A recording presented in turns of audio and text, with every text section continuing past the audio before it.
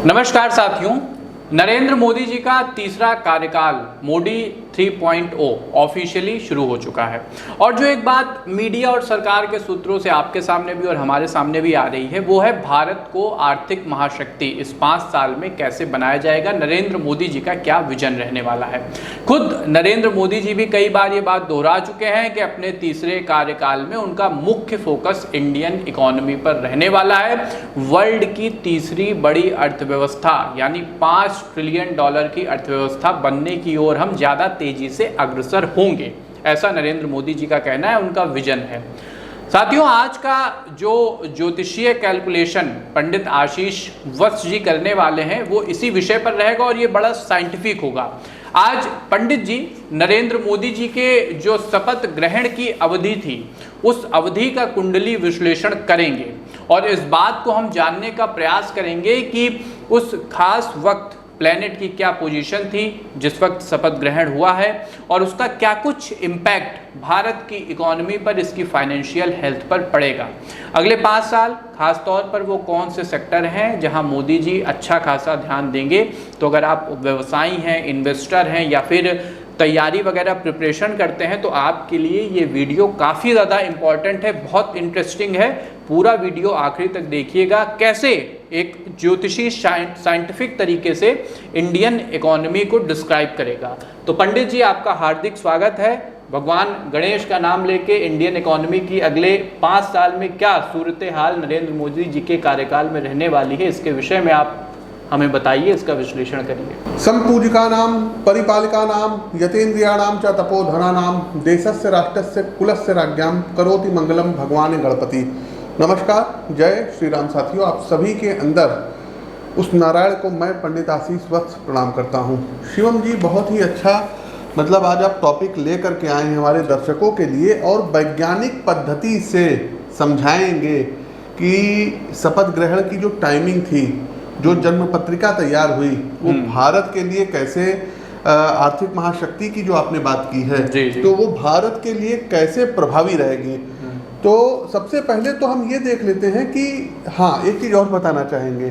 देखिए, मीडिया चैनलों के माध्यम से हुआ क्या था, 2-3 दिन से परसेप्शन चल रहा था कि 6 बजे शपथ ग्रहण होगा, 7 बजे होगा। और वहाँ पर हमने जो है फेसबुक पेज पर और ट्विटर पर हमने जो है और हमारे कुछ विश्वस्त लोग हैं जिन तक मैसेज भी पहुंचवाया गया कि 7:13 तक राहु काल है दिल्ली में रविवार को। तो 7:13 के बाद ही शपथ ग्रहण होगा, तब ठीक रहेगा।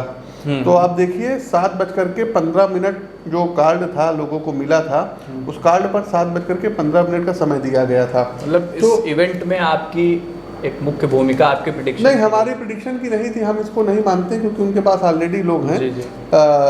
तो सबसे पहले ये देखिए कि मोदी जी ने शपथ कब लिया है। इसकी कुंडली आप लोग तैयार कर लीजिएगा। 9 जून 2024 और शाम को 7:23 पर उन्होंने अपने शपथ ग्रहण का कार्यक्रम स्टार्ट किया। वो शपथ लिए, ओथ लिए और दिल्ली में लिए थे। तो जन्म स्थान जो हम लोग बर्थ प्लेस मानते हैं, तो वहाँ पर जो स्थान होगा वो दिल्ली होगा।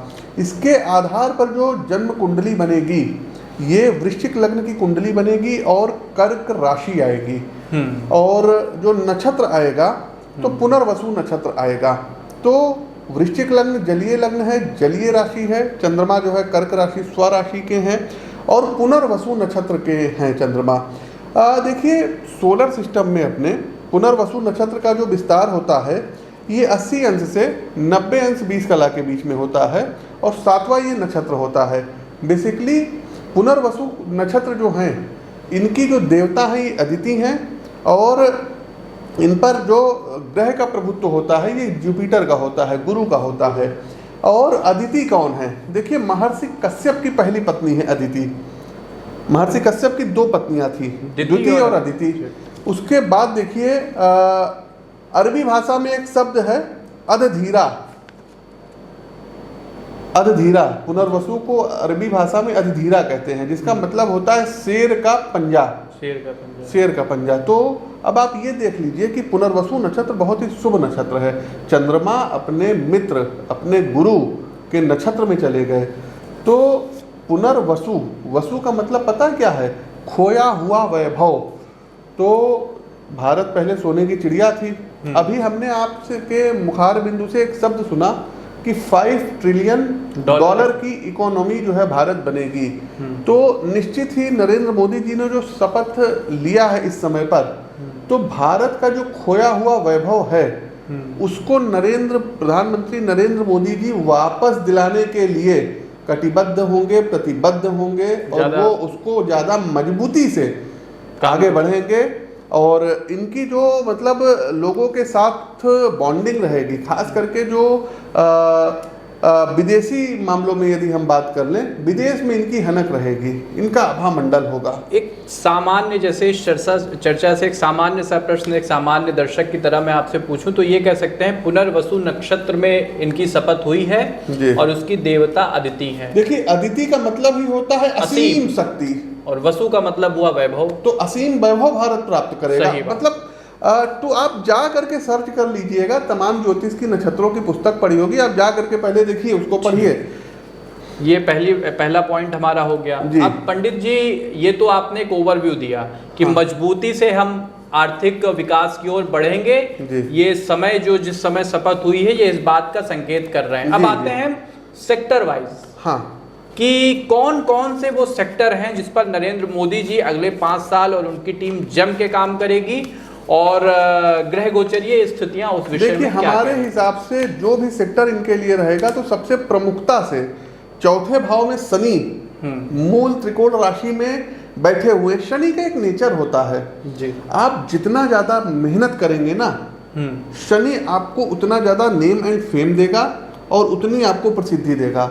लेकिन अगर इसके विपरीत आपने कहीं काहिलियत कर दी तो शनि वहां पर आपकी जो है लुटिया भी डुबो देगा।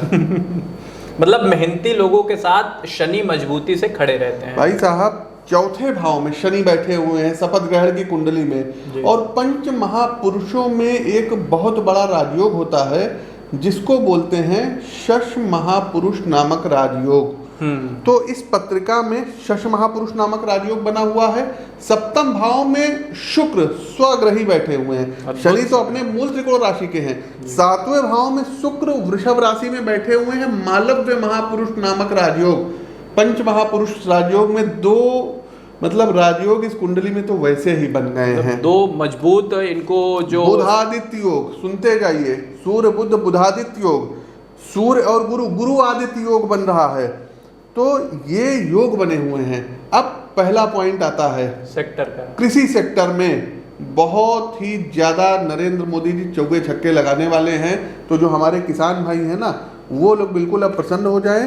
देखिए, कृषि सेक्टर में हम आपको बताएं कि कुछ स्पेशल किस्म के जैसे फर्टिलाइजर हो गए, कुछ बीज हो गए, कुछ टेक्नोलॉजी हो गई, ड्रोन हो गई, कृषि सेक्टर से रिलेटेड आधुनिकता।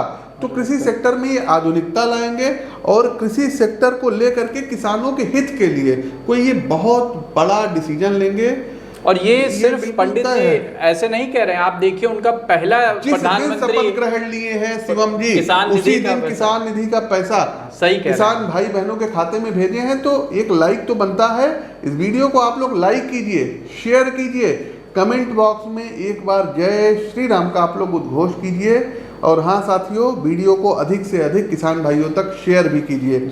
तो हमने बोला कि फर्टिलाइजर हो गया, बीज हो गया, मशीनें हो गई, ये सब चीज़ें होंगी। दूसरा इजराइल हो गया, साउथ कोरिया हो गया, इन लोगों के साथ जो है मतलब भारत सरकार का कुछ बड़े एमओयूज वगैरह जो है कृषि और इरिगेशन से संबंधित बड़े सौदे चूंकि इजराइल अपने आप में कृषि के मामले में बहुत उन्नत देश है, अच्छी टेक्नोलॉजी उनके पास है, तो भारत कुछ बड़े समझौते करेगा जो हमारे किसान बंधुओं को अच्छा लाभ करें। एक और हम बड़ी चीज आपको भी बताए दे रहे हैं, दर्शकों को बताए दे रहे हैं, बड़े खुश हो जाएंगे हमारे दर्शक जो सोच रहे हैं ना बैसाखी की सरकार है। तो ये कोई बैसाखी और साखी की सरकार नहीं है भाई। लग्न लॉर्ड कहाँ चले गए? छठे भाव में चले गए। मंगल अपनी मूल त्रिकोण राशि में गए हुए हैं। छठा भाव आपको पता होगा शत्रुहंता बनाता है।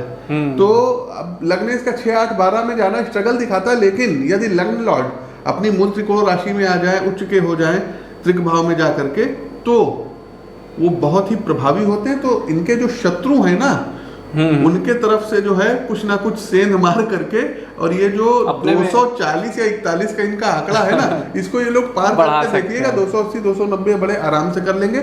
सरकार पूरे 5 साल चलेगी, कोई अस्थिरता हमको इस सरकार में नहीं दिखाई दे रही। हमने कहा ना पुनर्वसु, तो फिर से जो है अपना वैभव सरकार भी प्राप्त करेगी। भारतवासी तो प्राप्त करेंगे ही करेंगे, लेकिन सरकार का भी जो खोया हुआ वैभव है ना, जो 2014-2019 का था, वो वैभव भी प्राप्त करेगी, ये बिल्कुल तय है। दूसरे सेक्टर पे एक तो पंडित जी कृषि हो गया, और कौन सा सेक्टर है जहां मोदी जी लंबे चौगे छक्के लगाने जा रहे हैं? चौगे छक्के की बात करें तो दूसरा सेक्टर हमारे हिसाब से, चूंकि अभी हमने मंगल से जोड़ के देखा, तो डिफेंस सेक्टर आ जाएगा। डिफेंस का मतलब रक्षा क्षेत्र, पुलिस हो गया, सेना हो गया, रक्षा क्षेत्र हो गया। जो भी मतलब हमारे दर्शक व्यूअर देख रहे हैं, हम आपको बता दें कि डिफेंस सेक्टर में नरेंद्र मोदी जी का जो अगला विजन होगा, ये आप देख लीजिएगा कि अपने ही घर में, मतलब देश, हाँ, अपने ही देश में अत्याधुनिक टैंक हो गए, लड़ाकू विमान हो गए, कुछ अत्याधुनिक हथियार हो गए, ड्रोन हो गए, और स्वदेशी लड़ाकू विमान हो गया, तेजस वगैरह हो गया। कुछ ऐसी टेक्नोलॉजी का ये लोग विकास करेंगे, इनके वैज्ञानिक, कि मतलब जो है लोग बड़े आश्चर्यचकित हो जाएंगे। और जो भारत की निर्भरता दूसरे देश पे थी ना डिफेंस के, उसको काफी हद तक ये कम कर ले जाएंगे, और स्वदेशी चीजों पर इनका ज्यादा फोकस रहेगा। तो डिफेंस से रिलेटेड, क्योंकि शनि और मंगल दोनों अपनी मूल त्रिकोण राशि में बैठे हुए हैं, तो डिफेंस में इनका कहीं कोई जो है मतलब सानी नहीं। डिफेंस सेक्टर में बहुत अच्छा ये काम करेंगे। एक प्रश्न इसमें पंडित जी और है, बताइए। कई लोग पूछ सकते हैं कि क्या डिफेंस सेक्टर में आप ये कह रहे हैं कि बड़े स्तर पे रोजगार भी? हाँ, डिफेंस सेक्टर में जब भाई जाहिर सी बात है, जब इन सब चीजों का निर्माण होगा तो तमाम फैक्ट्रियां वगैरह लगेंगी। और खास करके देख लीजिएगा, डिफेंस सेक्टर का एक जो हब है ना, ये उत्तर प्रदेश बन करके रहने वाला है। तो जो भी बेरोजगार हमारे भाई बहन इस वीडियो को देख रहे हैं, आप लोग अपने योग्यता के अनुरूप उस डिग्री को आप लीजिए, धारण कीजिए, और फिर आगे चल करके आप देखेंगे कि इस सेक्टर में आप लोगों को रोजगार मिलेगा। जाहिर सी बात है शिवम जी कि जब टैंक बनेगा, मिसाइल बनेगा, ड्रोन बनेगा, टेक्नोलॉजी, AI हमारे ही लोग बनाएंगे, तो रोजगार भी तो यही के लोगों को मिलेगा। एक चीज और बताया, सॉरी मतलब जो है हम आपको टोक रहे हैं, डिफेंस सेक्टर की भर्तियां ढेर सारी निकलेंगी, सरकारी और प्राइवेट। इसी से रिलेटेड प्रश्न, जो अग्निवीर वाला, इसमें क्या कुछ सरकार रिव्यू कर सकती है? अच्छा, बहुत अच्छा आपने टॉपिक उठाया है। देखिए, अग्निवीर योजना को लेकर के सरकार करेगी क्या, कि सरकार अपने इस पॉलिसी का ना ये रिव्यू करेगी। बहुत हद तक की पॉसिबिलिटी है कि इसको जो है मतलब हटा दे, या इसका कुछ टाइम पीरियड वगैरह समय सीमा बढ़ा दे, जैसे 4 साल का या 8 साल 6 साल कर सकती है, बढ़ा सकती है, या इसको हटा सकती है। लेकिन अग्निवीर पर सरकार काम जरूर करेगी, ये हमारी भविष्यवाणी है। आप लोग इस डेट को आज नोट कर लीजिएगा। ये जो 5 साल आपने इनको दिया है, इसमें अग्निवीर पर भी सरकार बहुत बड़ा कोई डिसीजन लेगी। तो कृषि और डिफेंस हो गए। अब पंडित जी, तीसरा सेक्टर कौन सा है जहां मोदी सरकार $5 ट्रिलियन इकोनॉमी बनाने के लिए जम के काम करने वाली है? जो अगला सेक्टर आ रहा है, देखिए हम सब कुंडली से बैठ करके जोड़ रहे हैं। जी। अगला सेक्टर आ रहा है, वो आ रहा है आर्टिफिशियल इंटेलिजेंस से संबंधित, जिसको बोलते हैं AI। तो AI सेक्टर में सरकार बहुत काम करेगी, और तमाम जो है मतलब जो है स्वदेशी जो है जो अपना क्षेत्र है उसमें विकास करेगी। अपने देश में तमाम जो है मोबाइल की कंपनियां हैं, स्टार्टअप वगैरह AI से जुड़ के लगेंगे, यानी 5 साल में जो है वो प्लांट्स वगैरह वो इंडिया में लगेंगे। और कुछ एक चीज़ और अब बताने जा रहे हैं, जैसे आप ये गूगल देख रहे हैं, ठीक है, फेसबुक देख रहे हैं, एप्पल देख रहे हैं, इसी से जुड़ा एक प्रश्न है, आप उसमें ही बता दीजिएगा कि क्या, चूंकि आपने टेक्नोलॉजी की बात की है, क्षमा करिएगा बीच में इंटरप्ट कर रहा हूं, क्या एलॉन मस्क की इन 5 सालों में घर वापसी होती है? आप देख रहे हैं कि यहाँ पे टेस्ला की गाड़ियां बनाई जाएंगी 7 जुलाई 2024 से और 8 जुलाई 2027 तक। योगिनी दशा धान्या लग रही 3 साल की, धान्या 3 साल की ही लगती है जी। 99.999999 जो मैथमेटिक्स की भाषा है जी, तो प्रोबेबिलिटी है कि हाँ एलोन मस्क भारत में आएंगे और टेस्ला का उत्पादन भारत में प्रारंभ होगा। ये बिल्कुल जो है मतलब हमारी भविष्यवाणी, इसको भी आप लोग नोट कर लीजिए। तो 3 सेक्टर हुए, कृषि, डिफेंस टेक्नोलॉजी कह लें, एआई कह लें, इस पे हमने बात की कि इस पे सरकार जम के काम करेगी। अब आते हैं चौथे सेक्टर पे जी। तो पंडित जी, सोलर एनर्जी। सोलर एनर्जी पर आप देखिएगा कि सरकार बहुत बड़े बड़े जो है कदम लेने वाली है। देशवासियों को बहुत लाभ होगा, इन लोगों को सब्सिडी प्राप्त होगी। इलेक्ट्रिक और हाइब्रिड चीज़ों पर नरेंद्र मोदी जी का फोकस रहेगा। और इलेक्ट्रिक के क्षेत्र में, इलेक्ट्रिक कार के क्षेत्र में हो गया, चाहे लोगों को हर घर सोलर में जो है जो इनको लगाना होगा। छत पे लगते हैं। शनि चौथे भाव में बैठा हुआ है, सोलर का कारक ग्रह होता है शनि। शनि मतलब इलेक्ट्रिसिटी भी होती है। तो इलेक्ट्रिसिटी के क्षेत्र में सोलर के जो है सेक्टर में भारत जो है बड़ा काम करेगा। और जो गांव-गांव में बिजली नहीं पहुंचती थी ना, आप देखेंगे इस सरकार में कुछ ना कुछ इलेक्ट्रिसिटी को लेकर के भी जो है योजनाएं बनेगी ही बनेगी, सरकार बनाएगी और लोगों को इसका जो है लाभ होगा। देखिए, हम कोई गुणगान नहीं कर रहे, हम जन्म जो है शपथ ग्रहण की कुंडली के हिसाब से ये आशंका आपको मतलब जो है जाहिर कर रहे हैं कि अगले 5 साल सरकार किन किन सेक्टर में क्या करेगी। अभी तो सरकार कुछ कर भी नहीं रही है, आप इस वीडियो को देख रहे हैं और जब ये सब होता जाएगा तब आपको पंडित जी याद आएंगे, तब आप टिक लगाते जाएंगे कि पंडित जी अपनी भविष्यवाणी पे कितना खरे उतर रहे हैं, कितना नहीं उतर रहे हैं। क्योंकि आजकल है क्या शिवम जी, यूट्यूब पे तमाम ऐसे कूड़े करकट वाले पंडित भरे हुए हैं कि जो कि केवल और केवल उनका एक नैरेटिव है कि सरकार की बुराई की जाए, प्रधानमंत्री जी की बुराई की जाए, उनको गाली दे करके वो लोग अपनी जेब भर रहे हैं। आलोचना करना अलग बात। देखिए, आलोचना स्वस्थ शब्दों में करिए, समझ में आता है, लेकिन आप ज्योतिषी होकर के इतने जो है घटिया जो है मतलब शब्द बोल रहे हैं और कुछ नहीं वो ज्योतिष करते हैं। तमाम उनकी प्रेडिक्शन सब गलत हो जाती है। AM PM GM पता नहीं कहाँ के वो लोग चले आते हैं, सारी प्रेडिक्शन उनकी 100% उनकी प्रेडिक्शन गलत हुई। मतलब बिल्कुल बैसाख नंदन उनको हम कहेंगे। तो ये पंडित जी, ये तो बात हो गई सोलर की। जी, बड़ी हम यही करना चाहेंगे कि बीजेपी को अग्रिम जीत की बधाई, चूँकि ज्योतिषी हैं तो ज्योतिषी होने के नाते उनको अग्रिम जीत की बधाई देंगे। नरेंद्र मोदी जी को जो है तीसरी बार बनने जा रहे हैं पद पर सुशोभित होने की हम उनको जो है बधाई देते हैं। यहाँ प्रबल संघर्ष दिख रहा है, जहाँ विपक्ष का मनोबल बड़ा ऊंचा दिख रहा है और जहाँ पर एक थोड़ी सी चूक जो है वो रिजल्ट्स चौंकाने वाले दे सकती है। देखिए, आजमगढ़ जो सीट है, आजमगढ़ सीट पे बीजेपी वाले लोगों को बहुत मेहनत करनी पड़ेगी। दूसरा, घोसी सीट पे इनको बहुत ज़्यादा मेहनत करनी पड़ेगी, बहुत। आजमगढ़ घोसी ये फंसी हुई है सीटें, पूर्वांचल से भाषा है जो आजकल की भाषा है, फंसी हुई है। हाँ, फंसी हुई है और पूर्वांचल पर इनको मेहनत करनी पड़ेगी। क्योंकि और आगे अब हम बढ़ते हैं गाजीपुर गाजीपुर में भी इनको अतिरिक्त मेहनत करनी पड़ेगी। बाकी बनारस ये जीत रहे हैं, मोदी जी विजयी हो रहे हैं बहुत अच्छे, उससे जो है जीतेंगे। तो मोदी जी गोरखपुर ये जीत रहे हैं, गोरखपुर बहुत अच्छे उससे जीत रहे हैं, अयोध्या ये बहुत उससे जीत रहे हैं। अगली जो इनके लिए सीट आ रही है, ये फिरोजाबाद सीट पर यदि मेहनत नहीं करेंगे तो लूज हो जाएगी, क्योंकि वो बीजेपी की विनिंग सीट रही है। कन्नौज सीट हो गई, कन्नौज में भी बड़ा प्रबल संघर्ष। कन्नौज में भी हमको लगता है कि बीजेपी के सांसद थे, लेकिन इस बार उनको मेहनत ज़्यादा करनी पड़ेगी, नहीं तो लूज हो सकती है कन्नौज की सीट। अखिलेश यादव खड़े हो गए हैं। अच्छा, हमको नहीं पता था, आपसे सुने हैं। अगली एक सीट आती है मैनपुरी। मैनपुरी सीट डिम्पल यादव वो जीत जाएंगी, उनकी पत्रिका आई थी और उसको पाई थी, हमने देखा था। डिम्पल जीत जाएंगे।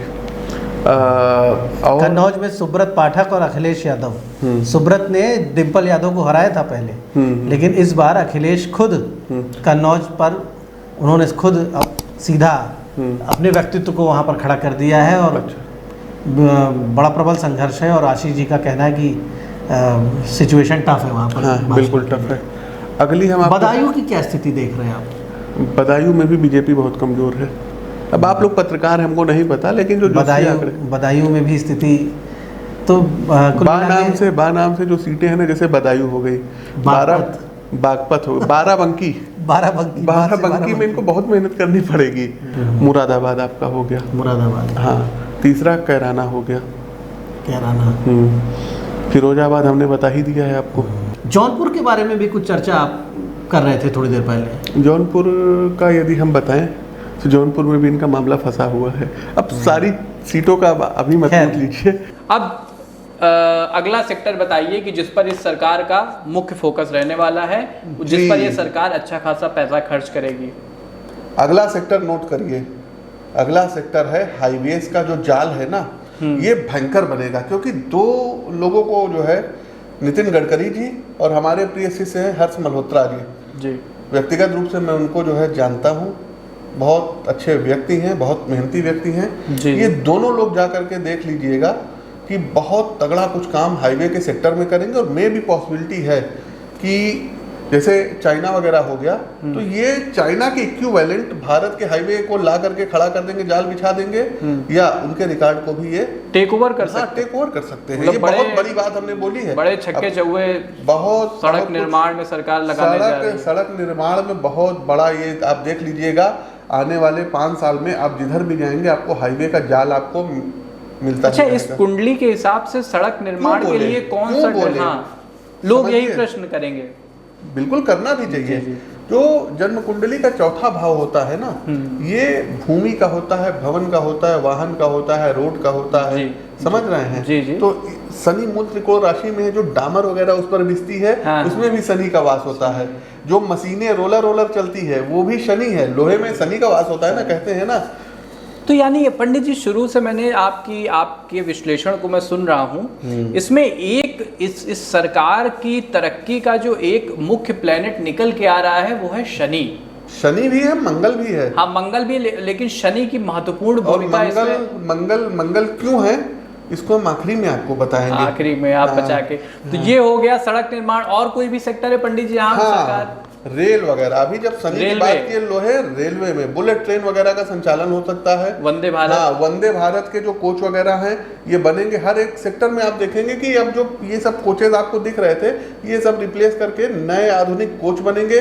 रेल के कारखाने वगैरह का जो है, और मतलब जो है दूसरे स्टेट्स में कुछ जगह रेल के और नए कारखाने खुलने शुरू हो जाएंगे। तो रेल को लेकर के, और रेल को जो है ना, रेल को ये लोग स्मार्ट बनाएंगे। अच्छा, स्मार्ट रेलवे बनाएंगे, जो कि मतलब जो है एआई वगैरह का यूज रेलवे में करेंगे। बहुत तगड़ा होने जा रही है। ये 5 साल अगर पंडित जी की, देखिए शपथ, हर एक चीज जो होता है ना मुहूर्त का होता है। देखिए शिवम जी, एक बार हुआ क्या, जब आप लोग श्रीमद् भागवत पुराण पढ़ेंगे तो नारद जी को भगवान का मन कहते हैं। जी जी। तो हिरण्यकश्यप तपस्या करने जा रहे थे कि हमको कोई जो है हमारा कोई वध ना कर पाए, हम अमर हो जाए। तो वो गए पंडित को बुला लाए, और पंडित के गर्दन पे तलवार रख दी, जोशी के गर्दन में, कि ऐसा अब हमको तुम मुहूर्त बताओ कि जिसमें जो है हमको ब्रह्मा जी मनचाहा वरदान दे दें। पंडित जी बेचारे डर गए। अब उन्होंने अपना पत्रा उत्तरा खोला, देखा, कहे इस मुहूर्त में अगर आप जाएंगे और यदि इस मुहूर्त में आपने संकल्प कर लिया तपस्या करने का, तो आपको मनचाहा वर मिलेगा। लेकिन वो मुहूर्त सिर्फ और सिर्फ 30 सेकंड के लिए आएगा। फिर होता क्या है, हिरण्यकश्यप पहले से ही चले जाते हैं, मुहूर्त की प्रतीक्षा करना शुरू कर देते हैं। और हिरण्यकश्यप के बारे में बताएं कि वो नारायण शब्द सुन लेता था ना, तो बिल्कुल पैनिक हो जाता था, एंजाइटी लेवल उसका नेक्स्ट लेवल हो जाता था। तो जैसे ही वो मुहूर्त आया, तैसे ही नारद जी एक जो है तोते का रूप लेकर के जहाँ पर वो बैठे हुए थे उसी ऊपर पेड़ पे बैठ गए। और जैसे वो मुहूर्त आने वाला था, ये तोते के रूप में नारायण नारायण नारायण नारायण बोलना शुरू किए। अब हिरण्यकश्यप की भाई क्या कहने, हिरण्यकश्यप इधर देखा कौन बोल रहा है, और नारद जी तो अपना काम किए 30 सेकंड तक नारायण नारायण कह के नारायण नारायण हो गए। अब वो मुहूर्त चला गया। अब हुआ क्या, हिरण्यकश्यप देखा हो तो मुहूर्त चला गया। फिर हिरण्यकश्यप ने आगे जो है क्या कहते हैं संकल्प वगैरह किया, लेकिन उस मुहूर्त में नहीं किया। फिर वो मनचाहा वरदान ब्रह्मा जी ने नहीं दिया, और वही उसके मृत्यु का कारण बना। तो समय की और मुहूर्त की ये महिमा है। एक बड़ी अच्छी बात क्या कहते हैं हमारे दार्शनिकों ने कही है कि मनुज बली नहीं होत है, समय होत बलवान, भीलन लूटी गोपिका वही अर्जुन वही बाढ़। यानी समय की ये, मुहूर्त की ये महिमा है कि वो व्यक्ति को फर्श से और अर्श पे बैठा सकता है। करेंगे, ये एक सेक्टर हो गया। तो ये हमने बताया ना रेलवे का सेक्टर, इसमें नरेंद्र मोदी जी चौवे छक्के बहुत अच्छे से लगाएंगे। लोहे से संबंधित हमने आपको बता दिया। और साथ ही साथ कुछ जो है मतलब बड़े बड़े बिल, बड़े बड़े प्रोजेक्ट और काफी, हाँ बिल्कुल आएंगे। और नौकरी वगैरह का इसमें ज्यादा, भाई जब रेल खूब ढेर सारी चलेंगी, ये सब होगा तो जाहिर सी बात है लोगों को जॉब इसमें मिलेगी। तो मतलब हम ये कह सकते हैं कि अगले सेक्टर में जो रिक्त पद हैं वो भरे जाएंगे। अगले 5 साल रोजगार विहीन विकास नहीं होगा। जो विकास होगा तो लोगों के घरों में नौकरियां भी आएंगी, लोगों के जेबों में पैसा आएगा, जिसकी मुख्य शिकायत अब तक सरकार से लोगों को रही जी। है। अगली एक चीज बता देते हैं जी। शेयर मार्केट का लोग बहुत रोते हैं। 5th हाउस से जो है शेयर मार्केट देखा जाता है, 8th हाउस से देखा जाता है कि अनएक्सपेक्टेड गेन होंगे कि नहीं होंगे। पंचम भाव में राहु बैठा हुआ है। जैसे शपथ लिया आप अगले दिन से देख लीजिए मार्केट अपनी रफ्तार पकड़ना शुरू कर दी है। तो जो लोग ये रोना रो रहे थे शेयर मार्केट ये वो फलाना धमाका, शेयर मार्केट बहुत अच्छा करेगा। और हमने जो जो सेक्टर बताए हैं, तो जो लोग इन्वेस्टर भाई आप लोग जहां मर्जी वहां लगाइए, हमको इससे मतलब नहीं किसी अनुभवी व्यक्ति से, लेकिन एस्ट्रोलॉजिकल पॉइंट ऑफ व्यू से ये सेक्टर आप देख लीजिएगा, आगे शेयर मार्केट भी इसी सेक्टर में बहुत ज्यादा मजबूत होती हुई हमको दिखाई दे रही है। जी। तो ये एक आपने देखा वृहद प्रेडिक्शन था कि जो अगले 5 साल हैं उसमें भारत कैसे $5 ट्रिलियन की इकोनॉमी बनेगा, लेकिन आखिरी एक छोटा सा पॉइंट रह गया है। तो पंडित जी देखिए, विषय तो आर्थिक संदर्भ पे था, लेकिन पड़ोसियों की बात किए बिना चर्चा अधूरी होती है। तो आप समझ ही गए होंगे कि जो ये हमारे बगल में एक राहु बैठा हुआ है जिसको लोग पाकिस्तान कहते हैं, उसमें पाक कुछ भी नहीं है। इसके विषय में फॉरेन पॉलिसी क्या रहने वाली है, छोटा सा एक निवेदन है कि इसके विषय में आप कुछ कम शब्दों में यदि हमें एक वो बता दें तो। देखिए शिवम जी, मैं उस देश का अपने मुंह से नाम नहीं लेता हूँ जी। मैं भिखारिस्तान उसको कहता हूँ। तो जो ये भिखारिस्तान है ना, लग्न लॉर्ड छठे में चले गए, तो मोदी जी ना ये भिखारिस्तान से दबने वाले नहीं हैं, इतना याद रखिएगा। और भारत की जो विदेश नीतियां हैं, अब आपने विदेश नीति पर जो है सवाल कर दिया, तो इसके लिए तो एक आधे घंटे का और वीडियो बन जाएगा। 12th हाउस जो होता है ये विदेश का होता है, और 12th हाउस के लॉर्ड कहाँ बैठ गए हैं, अपनी स्वराशि में 7वें भाव में बैठे हुए हैं।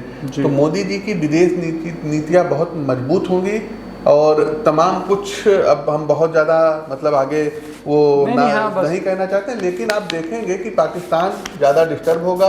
जो भिखारिस्तान में भारत के शत्रु छिपे हुए हैं ना, उनको जो है परलोक सिधारने में भगवान मदद करेंगे, और भिखारिस्तान आने वाले समय में अपने घुटनों पे होगा। साथ ही साथ जो पीओके है, पीओके में यदि आप देखेंगे तो पीओके को लेकर के कुछ गुड न्यूज़ मिलेगी।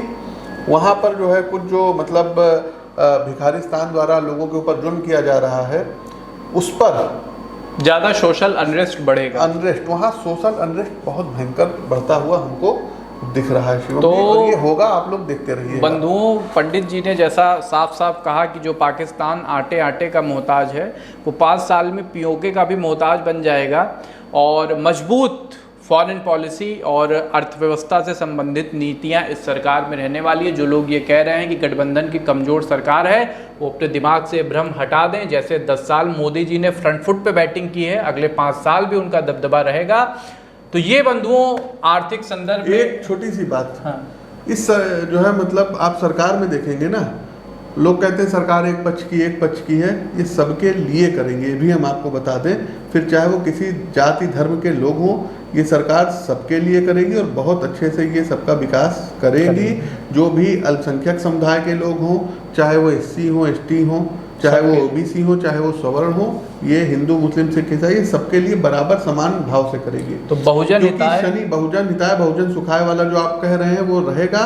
क्योंकि होता क्या है ना, आप देखिए शिवम जी, जो चौथे भाव में शनि बैठा हुआ है, शनि को बोलते हैं न्याय के देवता। एक आदमी खाना खाएगा, एक आदमी खाना नहीं खाएगा ना, तो आपको ना जो है अच्छा नहीं लगेगा। आप बोलोगे नहीं उसको खाना मिल रहा तो उसको भी मिले। सही। तो ये न्याय यहाँ होगा। तो बंधुओं, कितना साइंटिफिक ये विश्लेषण था, एक एक बात टू द पॉइंट ग्रहों को पंडित जी ने ध्यान में रख के समझाई है। और वीडियो को आप डाउनलोड भी कर लीजिएगा अपनी गैलरी में, ताकि आने वाले इस वीडियो को नरेंद्र मोदी जी तक आप ही लोग पहुंचा पाएंगे। शेयर आपको करना है। तो बंधुओं, कार्यक्रम कैसा लगा, और सबसे ज़रूरी सुझाव जरूर दिया करिए कि किस पॉइंट पे आपको वीडियो चाहिए, तो टू द पॉइंट उसी विषय पर हम वीडियो लेकर के आएंगे। अगली वीडियो हम बनवाएंगे। अगली वीडियो का जो हमारा टॉपिक रहेगा, हम ये सोच रहे हैं कि नितिन गडकरी जी के विजन को लेकर के एक बहुत ही बृहद अच्छा वीडियो बनेगा। दूसरा, विदेशी मामलों को लेकर के बहुत, क्योंकि जयशंकर जी की शपथ ग्रहण का भी टाइम हमारे पास है, नितिन गडकरी जी के भी टाइम हमारे पास है, तो सबकी कुंडली बनेगी, उनकी भी कुंडली है, तो बहुत अच्छे से जो है मतलब होगा। तो साथियों, आप लोगों ने बहुत प्यार दिया, बहुत सम्मान किया, बहुत बहुत आप लोगों का दिल से धन्यवाद। व्यक्तिगत तौर पर मिलने के लिए आप लोग लखनऊ में आकर के मिल सकते हैं। हर महीने दिल्ली आगमन होता है, वहाँ पर भी आप व्यक्तिगत तौर पर हमसे मिल सकते हैं। तो अपनी वाणी को विराम देते हैं। आप सभी दर्शकों के हृदय में विराजमान उस नारायण नारायण स्वरूप को प्रणाम करते हुए और हम भी जो है चलते हैं, विदा लेते हैं। आपसे मिलते हैं अपने अगले ज्ञानवर्धक कार्यक्रम में। तब तक के लिए आप सबको हमारी जय राम जी की जय श्रीमन नारायण।